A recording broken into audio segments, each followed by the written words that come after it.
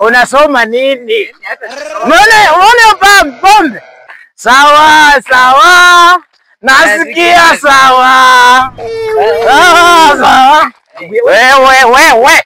Nasikia sauti kama yangu. Ngoja. Mbona unapeleka mtoto mdogo kama huko leo? Kwani wewe mtoto mdogo na mlio na miaka ngapi? Mimi niko na 18, yani niko na miaka ya ID. Ala. Nini nakusumbuanga lakini?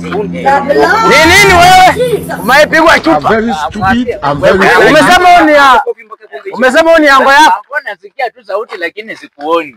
Mimi nakuanga mbali lakini ninakuwa wewe ndugu yangu. Unapeleka kijana kama huko. Waacha mtoto. Wana hata wahenga walisema burudika kama usiku bado.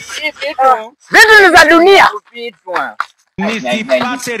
Kupiga chupa toka hapa kila weekend nasikia tu